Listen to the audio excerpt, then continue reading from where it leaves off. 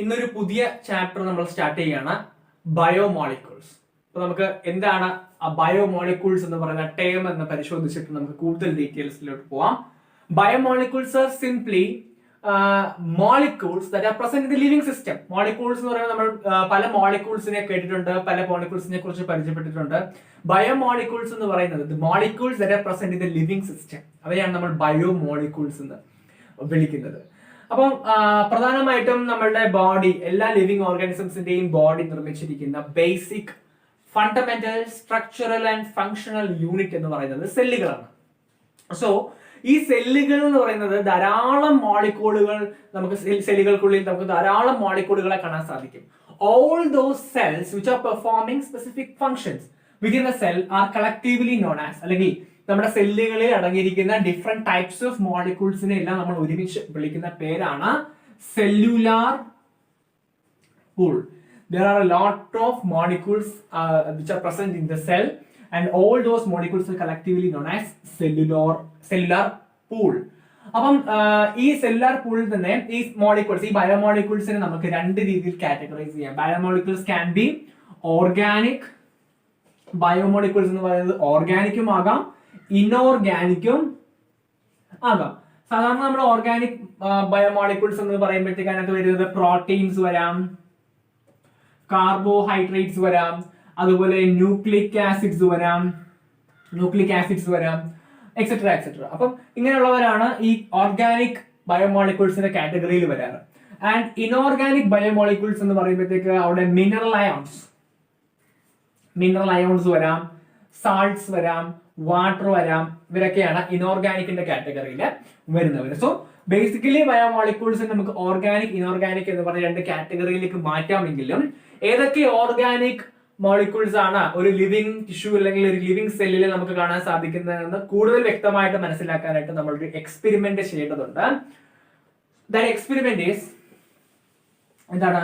നമ്മൾ ആദ്യം ഒരു ലിവിങ് ടിഷ്യൂവിനെ എടുക്കുക. ലിവിങ് ടിഷ്യൂ എന്ന് പറയുമ്പോഴത്തേക്ക് it can be a leaf or a mammalian liver piece. ഒരു ലിവർ പീസോ അല്ലെങ്കിൽ ഒരു ലീഫോ എന്തെങ്കിലും ആണ്, ഒരു ടിഷ്യൂ എടുത്തിട്ട് ഒരു മോട്ടർ ആൻഡ് പേസ്റ്റിലിട്ട് നല്ലപോലെ ഗ്രൈൻഡ് ചെയ്യുക. നല്ലപോലെ ആ ടിഷ്യൂവിനെ നമ്മൾ ഗ്രൈൻഡ് ചെയ്തെടുക്കുക. along with an acid called trichloroacetic acid. Trichloroacetic acid എന്ന് പറയുന്ന ഒരു ആസിഡിൽ ഇട്ടിട്ട് ആ ടിഷ്യൂവിനെ നല്ലപോലെ ഗ്രൈൻഡ് ചെയ്തെടുക്കുക. So after grinding we get A slurry. ഒരു സ്ലറി കിട്ടും നമുക്ക് അതിനകത്ത് നിന്ന്. ആ സ്ലറിയെ നമ്മൾ പിന്നീട് സെപ്പറേറ്റ് ചെയ്യുമ്പോൾ, അതിന് നമ്മൾ ഇവിടെ സെപ്പറേറ്റ് ചെയ്യുന്ന സമയത്ത് ആ സ്ലറിയിൽ നിന്നും കുറച്ച് ഫിൽട്രേറ്റ് ഇവിടെ വരും. ഫിൽട്രേറ്റ് അവര് ഈ ഫിൽട്ടർ പേപ്പറിലൂടെ ഫിൽട്ടർ ചെയ്തിട്ട് കുറച്ച് ഫിൽട്രേറ്റുകൾ നമുക്ക് താഴെ നമുക്ക് കിട്ടുന്നുണ്ട്. അതുപോലെ ഇവിടെ കുറച്ച് റിട്ടൻറ്റീസും കിട്ടും.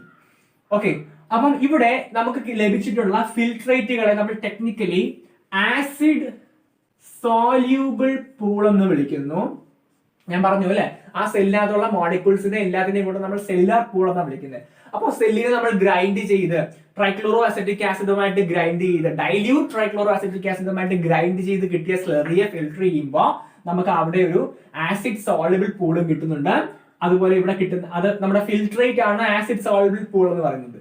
അതുപോലെ നമ്മുടെ റെറ്റൻറ്റേറ്റ് ആയിട്ട് കിട്ടുന്ന ഇവിടെ മുകളിൽ ആ ഫിൽട്ടർ പേപ്പറിൽ റിമൈൻ ചെയ്യുന്ന പോർഷൻ നമ്മൾ ആസിഡ് ഇൻസോൾയൂബിൾ പൂൾ എന്നും വിളിക്കുന്നു. So acid soluble pool and acid insoluble pool. അപ്പൊ ഇങ്ങനെ രണ്ട് തരത്തിലാണ് നമ്മൾക്ക് ഈ സ്ലറിയെ നമുക്ക് സെപ്പറേറ്റ് ചെയ്ത് മാറ്റാനായിട്ട് പറ്റുന്നത്. Acid soluble pool and acid insoluble pool എന്ന് പറഞ്ഞ രണ്ട് രീതിയിൽ നമുക്ക് ഇവരെ ഫിൽട്ടർ സെപ്പറേറ്റ് ചെയ്ത് മാറ്റാൻ സാധിക്കും. ഇനി നമ്മൾ ശ്രദ്ധിക്കേണ്ട ഒരു കാര്യം എന്ന് പറയുന്നത്, ഈ ആസിഡ് സോല്യൂബിൾ പൂളിനകത്തും ആസിഡ് ഇൻസോൾയുബിൾ പൂളിനകത്തും പ്രധാനമായിട്ടും വരുന്ന കമ്പോണൻസ് എന്തൊക്കെയാന്ന് നോക്കാം. എന്തായാലും ആസിഡ് സോൾയുബിൾ പൂളിന്റെ ഒരു പ്രത്യേകത എന്ന് പറയുന്നത്, അവർ ഈ ഫിൽട്ടർ പേപ്പറിലൂടെ ഫിൽട്ടർ ചെയ്ത് വന്നിരിക്കുന്നത് കാരണം അവർ തീർച്ചയായിട്ടും അവരുടെ സൈസ് എന്ന് പറയുന്നത് ആസിഡ് ഇൻസോൾയുബിൾ പൂളിലുള്ള മോളിക്യൂൾസിനെക്കാട്ടിലും സൈസ് വളരെ കുറവായിരിക്കും. സൈസ് എന്ന് പറയുമ്പോഴത്തേക്ക് നമുക്ക് മോളിക്കുലർ വെയിറ്റ് എന്ന് പറയാം. മോളിക്കുലർ വെയിറ്റ് വളരെ കുറവായിരിക്കും ആസിഡ് ഇൻസോൾയുബിൾ പൂളിലുള്ള ആളുകൾക്ക്. So molecular weight of acid soluble പൂളിലുള്ള മോളിക്യൂൾസിന്റെ മോളിക്കുലർ വെയിറ്റ് എന്ന് പറയുന്നത് it can be 18 to 1000 dalton. ശരിക്കും പറഞ്ഞാൽ 18 to 800 എന്നാണ്, പക്ഷെ ചില ടെക്സ്റ്റുകളിൽ 8000 കാണാറുണ്ട്, അതുകൊണ്ടാണ് 1000 വരെ ഇട്ടിരിക്കുന്നത്. 18 to 1000 ഡാൾട്ടൺ വരെ മോളിക്കുലർ വെയിറ്റ്, എന്താണ് മോളിക്കുലർ വെയിറ്റ് ഉള്ള മോളിക്യൂൾസ് അല്ലെങ്കിൽ മോളിക്യൂൾസിനെയാണ് നമ്മൾ ആസിഡ് സോൾബിൾ പൂളിൽ കാണാൻ സാധിക്കുന്നത്. അതേസമയം ആസിഡ് ഇൻസോൾബിൾ പൂൾ ആണെങ്കിൽ അവരുടെ മോളിക്കുലർ വെയിറ്റ് എന്ന് പറയുന്നത് എബൌട്ട് 10,000 ആയിരിക്കും. എബൌട്ട് 10,000 ഡാൾട്ടൺസ് ആയിരിക്കും അവരുടെ മോളിക്കുലർ വെയിറ്റ് എന്ന് പറയുന്നത്. അപ്പൊ ഇതാണ് അവരുടെ ഏറ്റവും പ്രധാനപ്പെട്ട പ്രത്യേകത. ഇതുകൊണ്ട് തന്നെയാണ് ഇത് ആസിഡ് ഇൻസോൾബിൾ ഈ ഫിൽട്രേറ്റിലോട്ട് വരാത്തതും റെറ്റൻഡേറ്റ് ആയിട്ട് റിമൈൻ ചെയ്യുന്നതും. ഇവിടെ ഫിൽട്രേറ്റിലുള്ള മോളിക്യൂൾസിന്റെ മോളിക്കുലർ വെയിറ്റ് ആണ് 18 to 10,000 ഡാൾട്ടൺസ് എന്ന് പറയുന്നത്. സോ ഇതിന്റെ മോളിക്കുലർ വെയിറ്റ് എന്ന് പറയുന്നത് കുറവാണ്, കമ്പാരിറ്റീവ്ലി കുറവാണ്. ഓക്കെ, അതുപോലെ അതുകൊണ്ട് തന്നെ ഇവരെ നമ്മളെ വിളിക്കുന്ന പേര്, ഇങ്ങനെ മോളിക്കുലർ വെയിറ്റ് ഇവരുടെ വളരെ കുറവായതുകൊണ്ട് തന്നെ ഇവരെ നമ്മൾ വിളിക്കുന്നത് മൈക്രോ ബയോമോളിക്യൂൾസ് എന്നാണ്. Micro biomolecules. And these are macro biomolecules.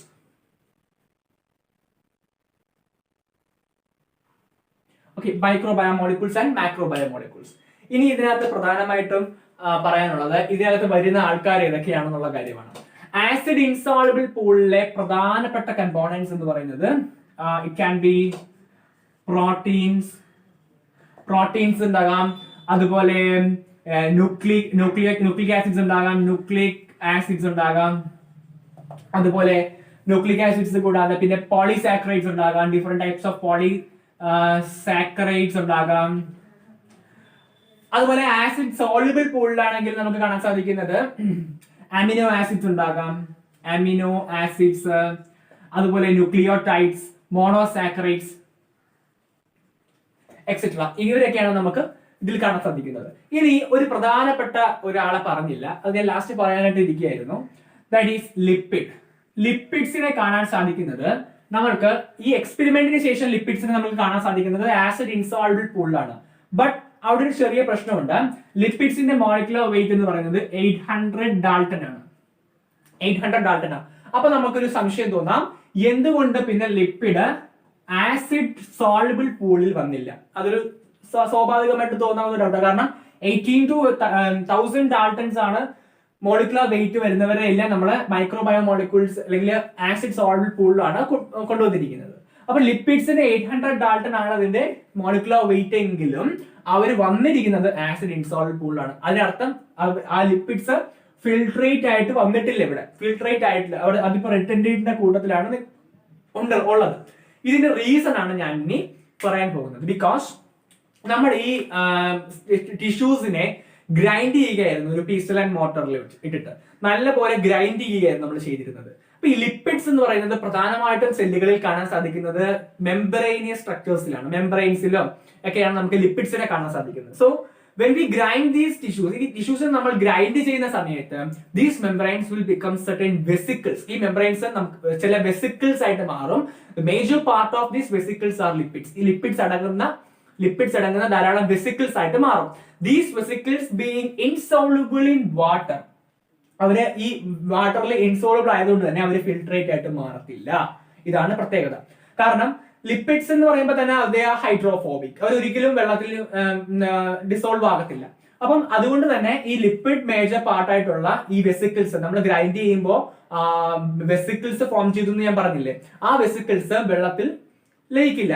ആസിഡിനകത്ത് വെള്ളമുണ്ട്, because we are using dilute acid. Dilute acid use ചെയ്യുന്ന കാരണം അതിനകത്ത് വെള്ളമുണ്ട്. ആ വെള്ളത്തിൽ ആരും ഡിസോൾവ് ചെയ്യത്തില്ല അല്ലെങ്കിൽ സോളുബിൾ ആകില്ല. ഈ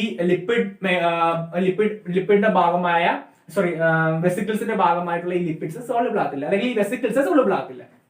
അപ്പൊ അതുകൊണ്ട് തന്നെ ലിപ്പിഡ്സ് ആസിഡ് ഇൻസോൾബിൾ പാർട്ടിലാണ് അല്ലെങ്കിൽ ആസിഡ് ഇൻസോൾബിൾ പൂളിലാണ് കാണാൻ സാധിക്കുക എക്സ്പെരിമെന്റിന്റെ കേസിലും.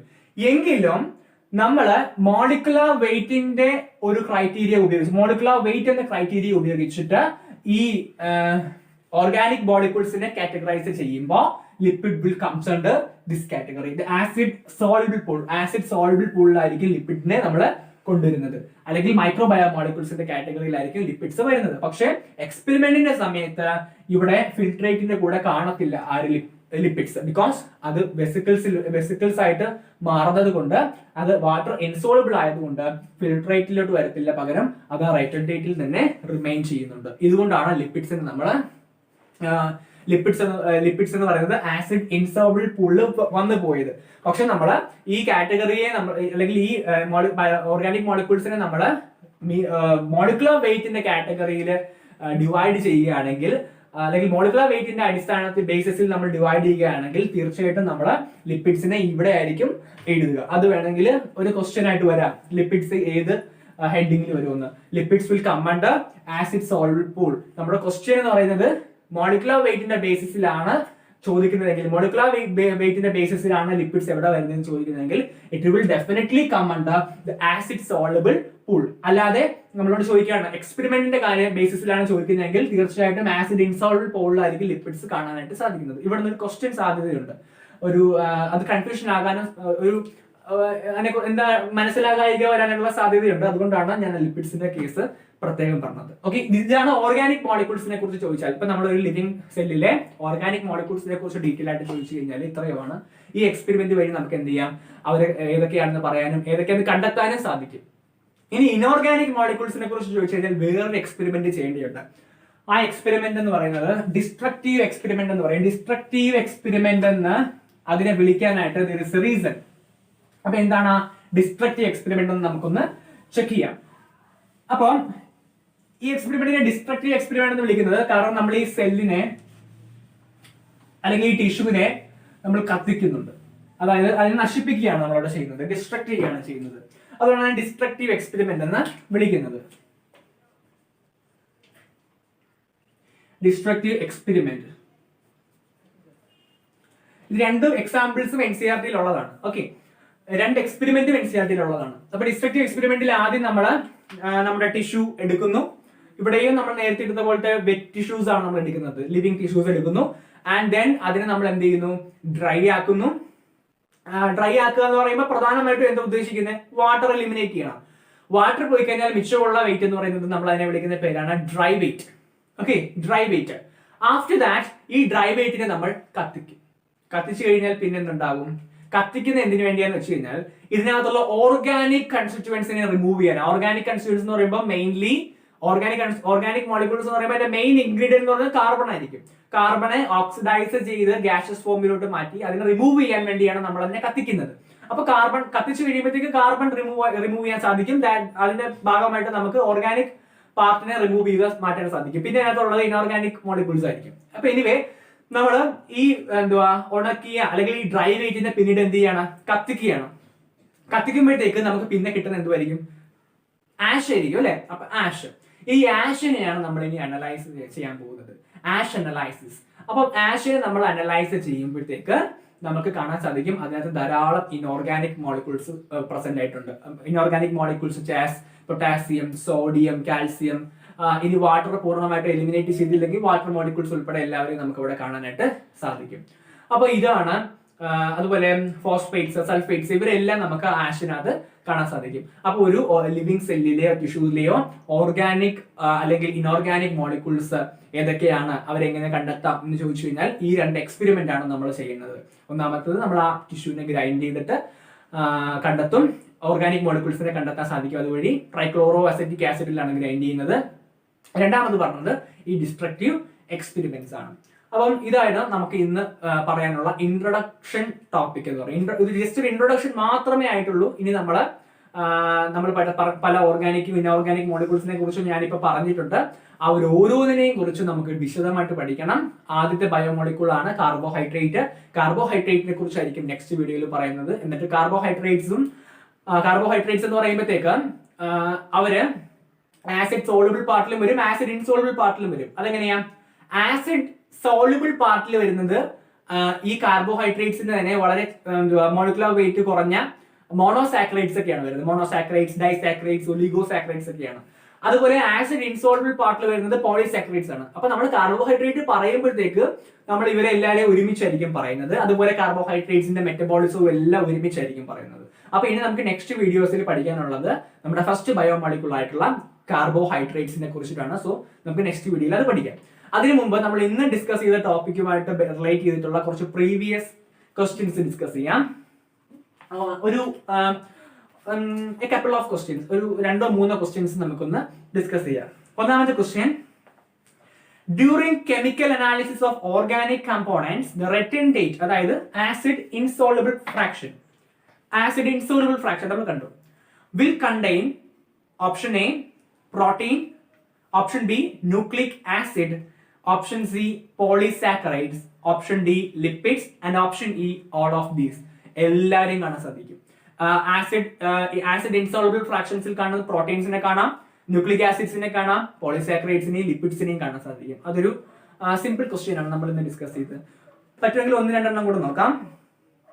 Biomolecules with molecular weight below 800 Dalton but seen in retentate. കണ്ടോ, ഞാൻ പറഞ്ഞായിരുന്നു ഈ ക്വസ്റ്റ്യൻ ചോദിക്കാൻ സാധ്യതയുണ്ട്. എന്താ ഒരു ക്വസ്റ്റ്യൻ ഉണ്ട്, previous question.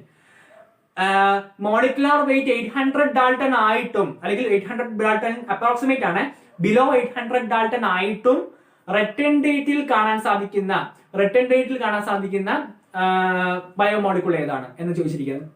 Option A protein, option B carbohydrates, option C nucleic acids, option D lipids. ഒരു സംശയമില്ല, ലിപ്പിഡ്സ് ആണ്. അതുകൊണ്ട് ഞാൻ എടുത്തു പറഞ്ഞത്. അടുത്തത് മാക്രോമോളിക്യൂൾസ് ഈ പറയുന്നതിൽ ആരാണെന്ന് ചോദിക്കുന്നത്. Option A nucleic acids and nucleic acids, proteins and polysaccharides. ഇവര് 3 മാക്രോമോളിക്യൂൾസ് ആണോ? ആണ്. അപ്പൊ ബാക്കിയുള്ളവരെ നോക്കാം. ന്യൂക്ലിക് ആസിഡ്സ്, മോണോസാക്കറൈഡ്സ് എന്ന് പറയുന്നത് ആസിഡ് സോളുബിൾ പോളിമർ, അതൊരിക്കലും മാക്രോമോളിക്യൂൾ അല്ല, അത് മൈക്രോ ബയോമോളിക്യൂൾസ് ആണ്. Option C amino acids and polysaccharides. Amino ആസിഡ്സും മൈക്രോമോളിക്യൂൾ ആണ്, പോളിസാക്കറൈഡ് മാക്രോ ആണ്. പക്ഷെ 2 മാക്രോ ആയിട്ട് വരുന്ന ആരൊക്കെയാണെന്ന് ചോദിച്ചിരിക്കുന്നത്. Option D amino acids, lipids and nucleotides. Nucleotides എന്ന് പറയുമ്പോൾ ന്യൂക്ലിക് ആസിഡ്സിന്റെ മോണോമെറിക് ഫോംസ് ആണ്. അപ്പൊ അതും എന്താണ്, ന്യൂക്ലിയോടൈഡ്സ് എന്ന് പറയുന്നത് ഇവിടെ കാണാൻ സാധിക്കുന്നത് ആസിഡ് സോളുബിൾ പോൾ അല്ലെങ്കിൽ മൈക്രോ മോളിക്യൂൾസിന്റെ കാറ്റഗറിയിലാണ് വരുന്നത്. അതുകൊണ്ട് മാക്രോ മോളിക്യൂൾസ് എന്ന് പറയുന്നത് ഓപ്ഷൻ എ ആണ്, nucleic acids, proteins and polysaccharides. അപ്പൊ ഈ ഒരു പ്രാക്ടീസിന് വേണ്ടി 2-3 ക്വസ്റ്റ്യൻ ഞാൻ വായിച്ചതേ ഉള്ളൂ. ഇനിയും ആ പോർഷൻസിൽ നിന്ന് ക്വസ്റ്റ്യൻസ് വരാം. അപ്പം ഇത്രയുമാണ് നമ്മുടെ ഇൻട്രൊഡക്ടറി പാർട്ട്. ഇനി നമുക്ക് നെക്സ്റ്റ് വീഡിയോസിൽ ഓരോ ബയോമോളിക്യൂൾസിനെ കുറിച്ചും ഡീറ്റെയിൽ ആയിട്ട് നോക്കാം.